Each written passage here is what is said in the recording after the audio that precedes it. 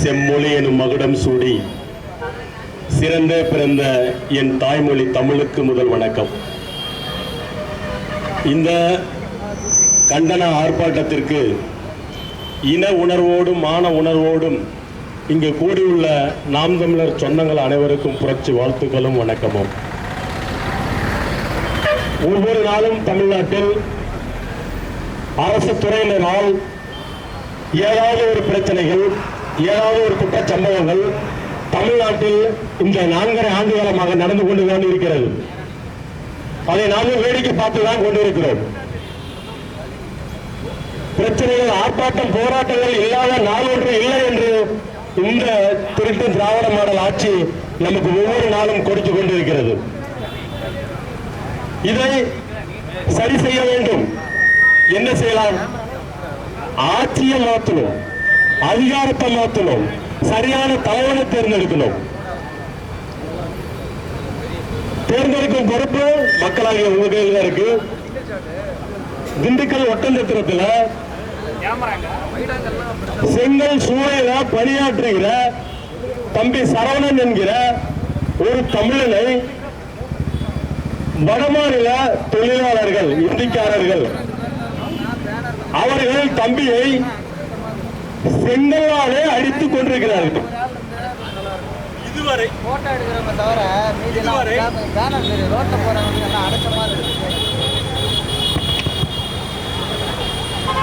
இதுவரை தமிழ்நாடு அரசும் சரி, தமிழ்நாடு காவல்துறையும் சரி, தமிழ்நாடு நீதித்துறையும் சரி, அந்த தம்பி ஏன் தாக்கப்பட்டான், எதற்காக தாக்கப்பட்டான் என்ற ஒரு சின்ன அறிக்கை கூட இன்னொரு வரவில்லை. தமிழ்நாடு அரசு என்ன செய்து கொண்டிருக்கிறது? தமிழ்நாடு காவல்துறை என்ன செய்து கொண்டிருக்கிறது? தமிழன் எவரையும் ஒரு தவறு செய்தால் உடனே தூக்கி போட்டு வச்சு ஆடியன்ஸ் அடிச்சு சிறையில சோப்பு வலி கொடுத்து கால் கீழே விழுகிறான், கால் உடையுது, கை உடையுது. ஆனால் ஒரு இந்திக்காரன் அடித்திருக்கிறான். இந்த மண்ணின் பூர்வீக மக்கள், இந்த மண்ணின் பிள்ளையை ஒரு இந்திக்காரன் அடித்துக் கொண்டிருக்கிறான். இன்று வரை, இதுவரை, இப்ப நான் பேசிக் கொண்டிருக்கும் நிமிடம் வரை எந்த செய்தி சேனல் விவாதித்துக் கொண்டு வந்திருக்கா? கொண்டு வரல. இதை நாம் தமிழர் பிள்ளைகள் எத்தனை முறை சொல்லியிருக்கிறோம்? இந்த இந்திக்காரன் பிள்ளை கட்டுப்பாட்டு கொண்டு வாங்க, அவங்களுக்கு ஒரு இன்னொரு பர்மிட் உள்நுழைச்சீட்டு கொடுங்க. அவன் எங்க இருந்து வரான், எங்க வேலை செய்ய போறான், அவன் அங்கிருந்து வரும்போது எந்த குற்ற பின்னணி நாம வரானா இல்லையா, இதெல்லாம் பாருங்க. என்ன பல முறை சொல்லிட்டு இருக்கிறோம். ஆனா இந்த தமிழ்நாடு அரசு கெடுக்கல, தமிழ்நாடு காவல்துறை கெடுக்கல. என்ன காவல்துறை வச்சிருக்க தமிழ்நாடு அரசுல? என்ன காவல்துறை? ஏவல்துறை இருக்கு. அதாவது காவல்துறை அமைச்சர் என்ன சொல்றாரோ அது செய்யறதுக்கு காவல்துறையா, இல்ல மக்களை பாதுகாப்பாக வைத்திருக்கிறதுக்கு காவல்துறையா? இந்த காவல்துறையினரை என்னைக்காவது சிந்தித்து பார்த்ததுண்டா? மனசாட்சியோட நடந்ததுண்டா? இந்திக்காரங்க ஈரோடு நஞ்சை ஊத்துக்குள்ளிங்க ஒரு 2 வருஷத்துக்கு முன்ன இந்திக்காரன் ஒரு தனியார் நிறுவனத்தில் வேலை செய்யலாம். அவன் அந்த நிறுவனத்துக்குள்ள ஒரு விபத்துல இறந்துட்டான். அந்த விபத்துல இறந்தவனுக்கு இழப்பீடாக அந்த நிறுவன முதலாளி 10 லட்சம் ரூபாய் இழப்பீடு தரன்னு சொல்றாரு. அதைய வாங்கிக்கிட்டு அந்த முதலாளியை அடிக்க துணிந்தவன் இந்திக்காரன். அந்த முதலாளியை சுற்றி வளைச்சான். அத்தனை இந்திக்காரன் ஒன்று சேர்ந்த 300 பேர் நிற்கிறான். அந்த முதலாளி அவரோட அலுவலக அறைக்குள்ள போய் பூட்டு போட்டு ஒளிஞ்சு நிற்கிறாரு. யாரு? மண்ணின் பூர்வகுடி மக்கள். இந்த மண்ணோட ஆளு ரூமுக்குள்ளார போய் பூட்டிக்கிட்டு பயணிகள் நிலைக்கு உண்டாக்கி வச்சது இந்த திருட்டு திராவிட கட்சிகள் தான். இவர்கள் இந்திக்காரன் சொல்லலாம். இந்திக்காரனை உள்ள கொண்டு வச்சு அவனுக்கு வாக்குரிமையை கொடுத்து குடியுரிமையை கொடுத்து நீ ஓட்டு போடுற அப்படின்னு சொல்ற அளவுக்கு வச்சிருக்க இந்த திருட்டு திராவிட கட்சி இதெல்லாம் கேட்கிறேன். ஏன் திருட்டு திராவிட கட்சி? ஆனா என் மொழியை திருடன், என் பண்பாட்டை திருடன், அதனால திருட்டு திராவிட கட்சின்னு சொல்றேன். ஒன்றும் இல்லைங்க, நம்ம ஓமலும் இல்லைங்க.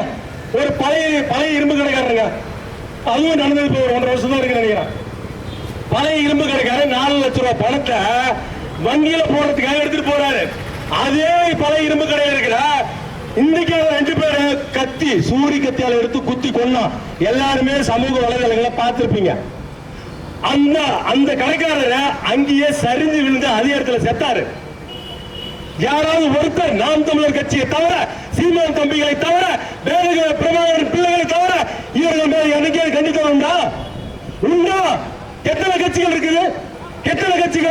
அந்த பதவியை பாருங்க, வெல்க சனநாயகமா. எங்கனாலும் சனநாயகம். ஏய், சனநாயகம் என்ன தெரியுமா உங்களுக்கு? சொல்லு, சனநாயகம் என்ன தெரியுமா? இப்பேற்பட்ட திருட்டு திராவிட கோஷ்டிக்கு ஓட்ட போட்டு இந்த நாட்டுல தமிழ் மக்கள் பிச்சை எடுத்து தெரியுது. அடிக்கிறான், உழைக்கிறான், கொள்றான், பிச்சை எடுத்து தெரியுது. கொஞ்சம் ஒரு இன உணர்வு வேண்டாமா? ஒரு மான உணர்வு வேண்டாமா? தூக்கி பிடிக்கிறாங்க மக்கள். தமிழ்நாட்டு மக்களுக்கு சரியாக சிந்திச்சு பாருங்க. இந்த கட்சிகளுக்கு நீங்க மீண்டும் மீண்டும் ஓட்ட போட்டு அவங்க நாட்டை கொடுக்குறீங்க. அவன் நாட்டை வித்துட்டு உங்களை அடிமைப்படுத்திட்டு அகையாக வச்சிருக்கான். அப்படிதான் வச்சிருக்கான். வேற எப்படி வச்சிருக்கான்? திருப்பூர், கோயம்புத்தூர், ஈரோடு, ரெண்டு தமிழ ஓடுறான். 30 பேர் இந்தியாவை துரத்திட்டு போய் அடிக்கிறான். பாத்தீங்களா இல்லையா? பாத்தீங்களா இல்லையா? ஏன் கண்டிக்கல? ஏன் அந்த இந்திக்காரனுக்கு ஒரு கட்டுப்பாடு விதிக்கல? பார்ப்பாங்க, நீ வாழ சம்பாதிச்சுட்டு போ, ஆனா இந்த நாட்டில் இப்படித்தான் இருக்கணும், இதுதான் சட்டம், இதுதான் திட்டம்னு என்னைக்காவது ஒருத்தர் சொல்லியிருக்காங்களா? சொல்லியிருக்காங்களா? ஒரு எம்எல்ஏ, ஒரு அமைச்சர், ஒரு முதலமைச்சர், யாராவது ஒருத்தர் சொல்லியிருக்காங்களா? ஏன் அவன் முதலாளியோட ஆளு? யார் முதலாளி? ஐயா நரேந்திர மோடி. திமுக என்ன யாரு திரும்ப முதலாளி? நரேந்திர மோடி தான் முதலாளி. திமுக வந்து பிஜேபிக்கு ஏ டீம், அதிமுக வந்து பிஜேபிக்கு பி டீம். அயோக்கிய பையல எங்களை எவ்வளவு ஏ டீம் பி டீம் சொன்னீங்க, வேற மாதிரி ஆகி போயிடும். ஏ டீம் பி டீமும் திமுக அதிமுக தான். எங்களை எவ்வளவு சொல்லாதீங்க. நாங்க பிரபாகரின் பிள்ளைகள் தாங்க, பிரபாகரின் பிள்ளைகள் தாங்க. கண்டிப்பா நீங்க பாருங்க, ஒரு விஷயம் நல்லா தெரிஞ்சுங்க. ஜல்லிக்கட்டு போராட்டத்துக்கு எதுக்கு நடந்தது? மாட்டுக்கு, நாட்டு மாட்டுக்கு. நாட்டு மாட்டு நமக்கு வேணும், என் பாரம்பரியம், என் பண்பாடு ஒட்டுமொத்த தமிழனும் அறிஞ்சு ஆர்ப்பாட்டம் போராட்டம் செய்ய அதுல வெற்றியும் பெற்றோம். அதே போல மாட்டோட இனத்தை காக்க போராடி ஒன்று கூடிய இந்த தமிழன் மனித தமிழ் இனத்தை காக்க தயவு செய்து சாதி கலந்து மதம் கலந்து எல்லாரும் ஒன்று சேரணும். தமிழ்நாடு முழுக்க ஒன்று சேரணும். அனைவரும் ஒன்று சேர்ந்து ஆர்ப்பாட்டம் போராட்டம் செஞ்சா எவனாலே ஒரு வெங்காயம் பண்ண முடியாது. இந்த லைன் பர்மிட் கண்டிப்பா கொண்டு வரணும்.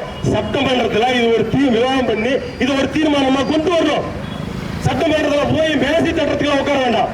தமிழனை பாதுகாக்கும், தமிழனோட வரியில இருந்து சம்பளம் வாங்கி நக்கி பொழைச்சு கொண்டிருக்கிற இந்த திருட்டு திமுக கட்சியை வெளியேற்றணும். கண்டிப்பா வெளியேற்றணும். இது நடந்தால் மட்டும்தான் தமிழகத்தில் தமிழர் நல்லா வாழ முடியும். இல்லை என்றால் சரியா 50 ஆண்டுகளுக்கு நம் பிள்ளைகளும் நம் பேர பிள்ளைகளும் இதே மண்ணிலே அகதியாக அடிமையாக இந்திக்காரன் முதலமைச்சராக இருப்பான், தமிழர் அடிமையாவும் அகதியாவும் இருப்பான்.